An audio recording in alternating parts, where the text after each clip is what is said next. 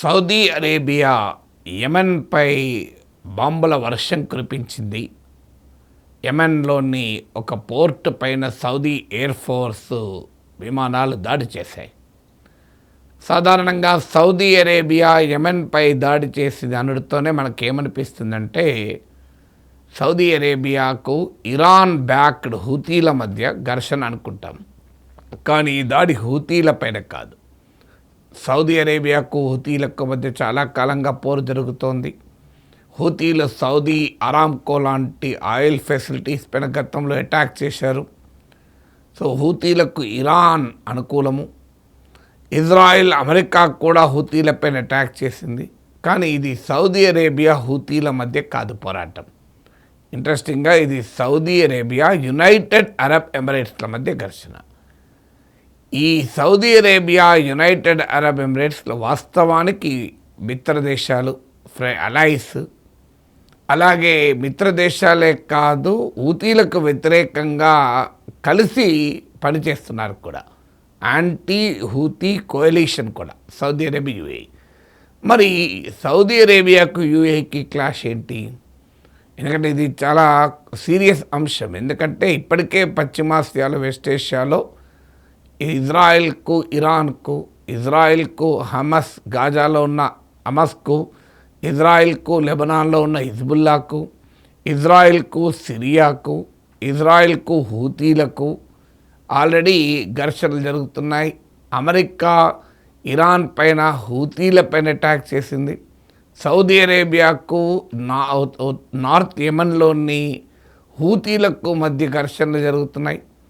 So ఇప్పుడు తాజాగా కొత్త ఫ్రంట్ ఘర్షణ మొదలైంది. ఇది సహజంగానే వెస్ట్ ఏషియాను డీస్టేబిలైజ్ చేసేటువంటి ప్రమాదం ఉంటుంది, అస్థిరపరిచే ప్రమాదం.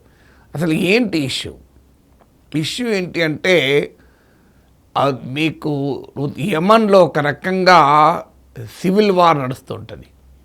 Northern Yemen including capital Sanaa హూతీల అండర్లో ఉంది.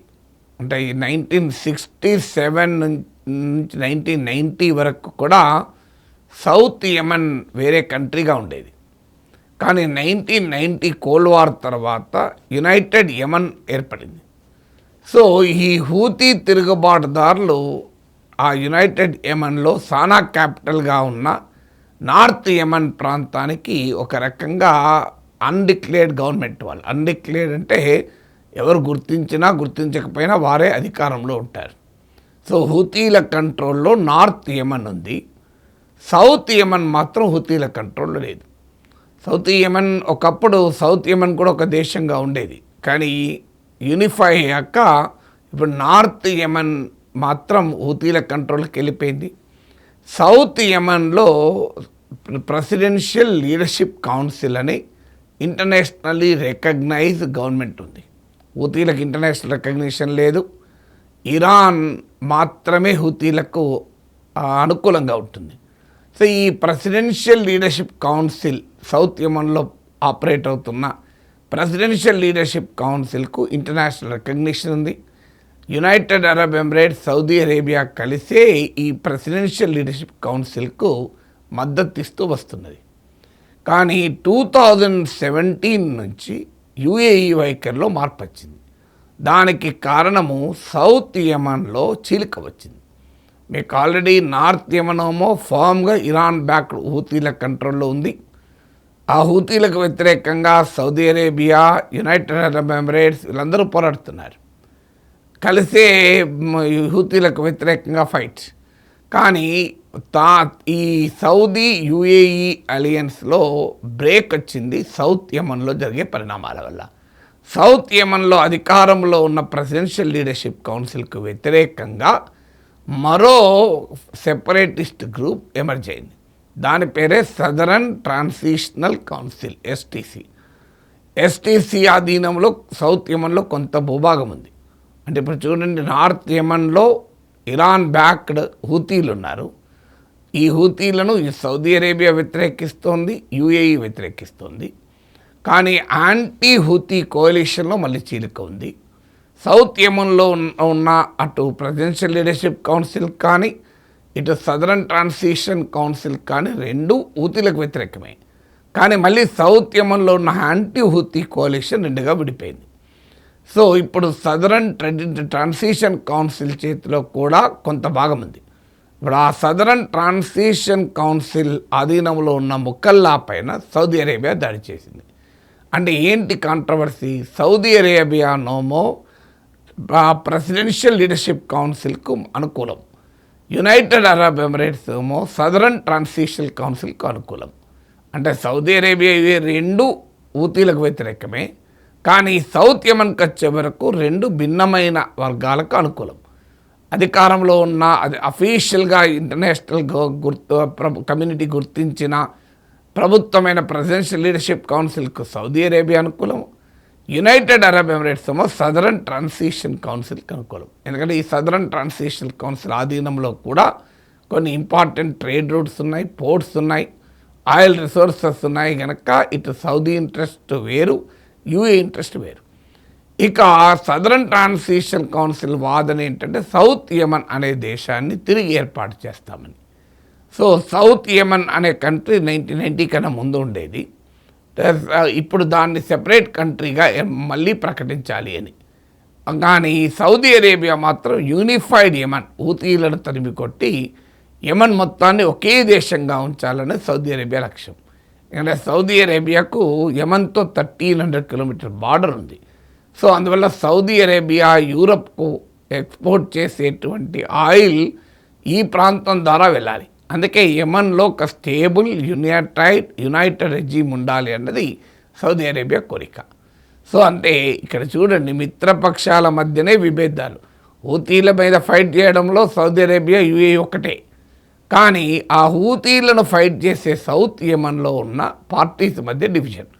ఒకరేమో అధికారికంగా ప్రభుత్వంలోగా ప్రపంచ దేశాలు గుర్తించిన ప్రెసిడెన్షియల్ లీడర్షిప్ కౌన్సిల్కి సౌదీ అరేబియా మద్దతు ఇస్తుంటే, ఆ అధికారిక ప్రభుత్వానికి వ్యతిరేకంగా అంటే సౌదీ బ్యాక్డ్ గవర్నమెంట్కి వ్యతిరేకంగా పోరాడుతున్న సౌత్ యమన్లోని మరో సెపరేటిస్ట్ గ్రూప్ అయిన సదరన్ ట్రాన్సిషన్ కౌన్సిల్కి యుఏఈ మద్దతు ఇస్తుంది. ఇప్పుడు ఈ తాజాగా మరి బాంబు దాడులు ఎందుకు అంటే, యునైటెడ్ అరబ్ ఎమిరేట్స్కు చెందినటువంటి షిప్స్లో భారీ ఎత్తున ఆయుధాలు ఈ సదరన్ ట్రాన్సిషన్ కౌన్సిల్ ఆధీనంలో ఉన్న ముకల్లా పోర్టుకు వచ్చాయి. యుఏఈ వాదన ఏంటంటే, హూతీల మీద ఫైట్ చేయడానికి సౌత్ యమన్లో ఉన్న యుఏఈ బలగాల కోసమే మేము ఈ ఆయుధాలు పంపించాం అంటున్నారు. ఎందుకంటే యుఏఈ బలగాలకు కూడా సౌత్ యమన్లో ఉన్న హూతీలపైన ఫైట్ చేయడానికి. కానీ సౌదీ అరేబియా వాదన ఏంటంటే, ఇది హూతీల మీద పోరాడే యుఏఈ బలగాల కోసమని పంపించిన ఆయుధాలు అని చెప్తున్నారు.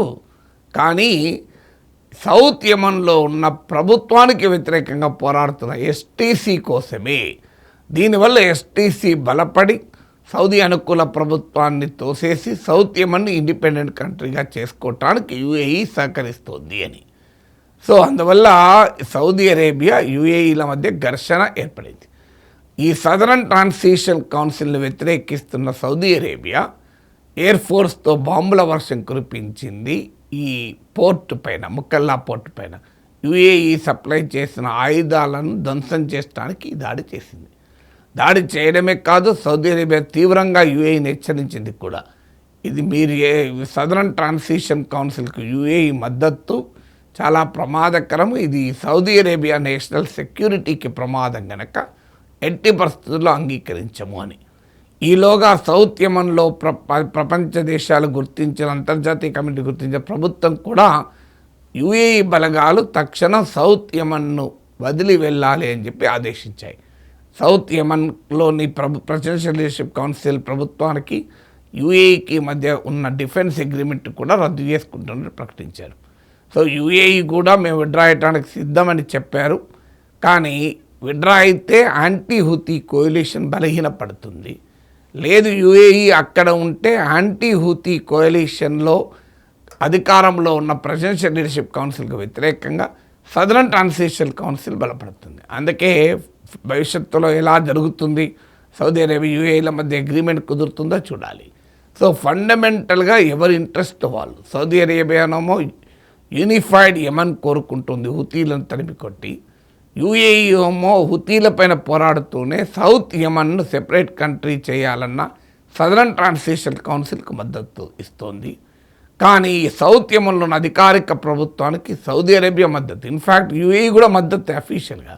ఒకవైపు సౌత్ యమన్ ప్రభుత్వానికి మద్దతు ఇస్తూనే సౌత్ యమన్ను ఇండిపెండెంట్ కంట్రీగా చేయాలనే సెపరేటిస్ట్ గ్రూప్ కూడా యుఏఈ మద్దతు ఇస్తోంది.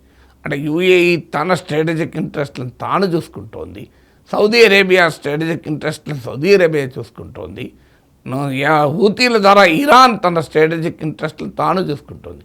అంటే Iran, Saudi Arabia, United Arab ఎమిరేట్స్ల మధ్య యమన్ ఒక కుక్కలు చింపిన విస్తరలాగా మారిపోయింది. ఈలోగా ఈ ఘర్షణ ఇందులో ఇజ్రాయిల్ ఏమైనా తలదూర్చిందా అనేది కూడా అనుమానం. ఎందుకంటే ఇటీవల ఇజ్రాయిల్ సొమాలియాలోని ఒక బ్రేక్అవే ఏరియా అయిన సొమాలి ల్యాండ్ను సెపరేట్ కంట్రీగా గుర్తించింది. నేను నిన్న దీనిపైన సెపరేట్గా ఇవాళ వీడియో పెట్టాను, చూసి ఉండాలి. Somali land is a part of Somalia. దాన్ని సెపరేట్ కంట్రీగా అధికారికంగా ఇజ్రాయెల్ గుర్తించింది, ప్రపంచంలో ఏ దేశం గుర్తించలే. ఇప్పుడు ఆ సొమాలి ల్యాండ్ రెడ్ సీకి అంటే ఇండియన్ ఓషన్ మీకు ఈ రెడ్ సీకి లింక్ ఉండే మధ్య Mediterranean sea, Indian ocean link చేసే రెడ్ సీ దగ్గరలో ఉంది. ఇప్పుడు యమన్ కూడా ఇటువైపే ఉంది. ఈ రెండు లింక్ అంటే మీకు సౌత్ యమన్ మీదుగా అటు మళ్ళీ కనెక్ట్ కావచ్చు సొమాలి ల్యాండ్కు. అందువల్ల ఇజ్రాయిల్ కూడా ఈ సదరన్ ట్రాన్సిషన్ కౌన్సిల్కి ఏమైనా మద్దతు ఇస్తోందా అనే అనుమానం కూడా కలుగుతుంది. సో సౌదీ అరేబియాకు ఇజ్రాయిల్కు మధ్య ఇప్పటికీ సంబంధాలు నార్మలైజ్ కాలే. కానీ అబ్రహాం అకార్డ్ అనుగుణంగా అమెరికా ఆధ్వర్యంలో ఇజ్రాయిల్ యుఏఈ మధ్య సంబంధాలు నార్మలైజ్ అయ్యాయి. అందువల్ల UAE, Israel, southern transition council nexus ఏమైనా ఏర్పడుతుందా అని, అది తమ ఇంట్రెస్ట్లకు నష్టం అనేది సౌదీ అరేబియా వాదన. సో ఈ పరిణామాల వల్ల ఆనందపడేది ఇరాన్ బ్యాక్డ్ హుతీస్. ఎందుకంటే తమ హుతీల ఆధీనంలో ఉన్న సానా క్యాపిటల్, యమన్ క్యాపిటల్ సానా కూడా తమ కంట్రోల్లో ఉంది. నార్త్ యమన్ తమ కంట్రోల్లో ఉంది. తమను వ్యతిరేకించేటువంటి Saudi Arabia, UAE, presidential leadership council, southern transition council, Israel ఇలా వీళ్ళు విడిపోయి ఉన్నారు. తాము మాత్రం యునైటెడ్గా ఉన్నాం కనుక అల్టిమేట్గా ఇది హూతీలకు ఈ పరిణామాలు చాలా ఆనందాన్ని కలిగిస్తాయి.